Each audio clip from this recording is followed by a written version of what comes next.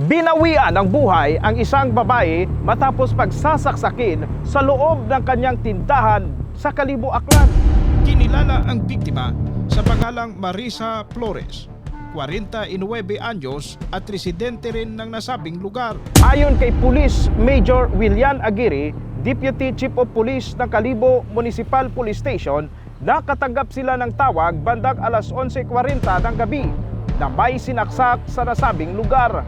At noong January 6, mga alas 11:40 ng gabi, nakatanggap po tayo dito ng tawag na nag-iimporma na meron ng isang stabbing incident na nangyari doon. Agad naman na rumisponde ang mga kapulisan. Pagdating nila sa lugar ay nakahandusay na ang biktimang si Marisa sa labas ng kanyang tindahan. Nakagulantang na itong si Marisa sa harap mismo ng kanilang tindahan, ng kanyang tindahan. Ito ay duguan na at wala ng buhay.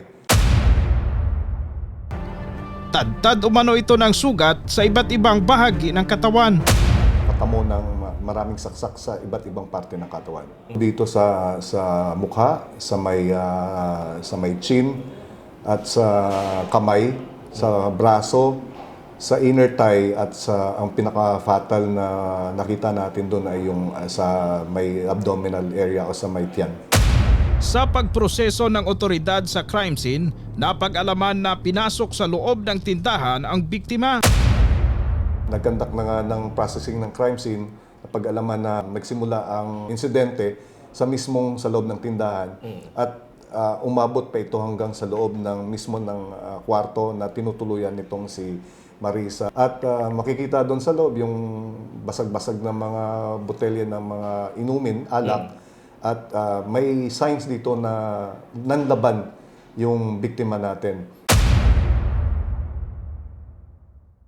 At kaya nga sa malubhang tama ng saksak at sa kasawing palad, hindi po siya naabutan na buhay. Ayon kay Police Major Willian Aguirre, may nakalap na silang kuha ng CCTV sa lugar. 2 ang sinusundan nilang sospek sa ngayon. Kasi pag-alaman 2 dito ang suspect.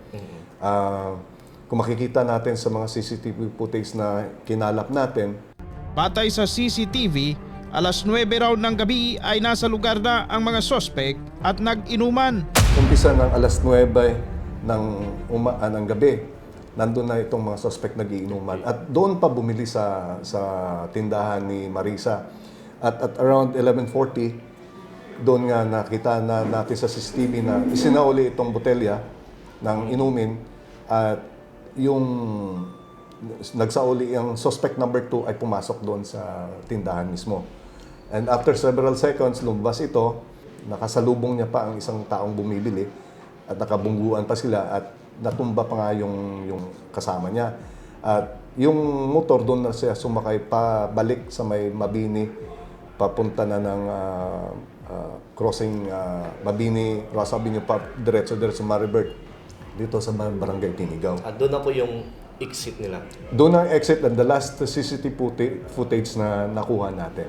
Sir, prior that incident, itong 2 suspect natin at itong victim, may nangyari pong confrontation prior that incident? Dito sa... Actually, kapobing rest, nakausap ko kanina yung isang witness natin.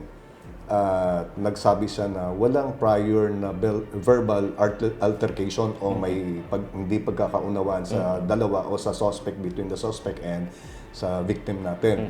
Basta nakita na lang doon is nagiinuman, bumibili doon sa tindahan, nagiinuman at yun na lang, yung sa oras ng 11:40 na biglang lumabas na lang itong isang suspect at tumakbo na ito at sumakay sa kanyang nag-iintay na kasama na sakay ng itim na motorsiklo na TMX. At after several seconds, lumabas na din itong biktima na duguan na at mandusay na ito sa harap mismo ng kanyang tindahan. Sa pagbalik ng mga kapulisan sa lugar kinaumagahan para kumalap ng mga dagdag na ebidensya, wala naman umanong mga gamit na nawawala sa tindahan ng biktimang si Marisa. Sa ngayon ay nagpapatuloy pa ang investigasyon ng pulisya para matukoy ang pagkakakilanlan ng mga sospek at kung ano ang motibo ng pagpatay kay Marisa. Sa station nito, sa pamamagitan nito na mapapaabot natin sa ating mga kababayan at kahit sa mga neighboring town natin, sino man ang may vital information na makatutulong sa pagpabilis na resolve nitong kaso ay ipagpaalam sa ating himpilan.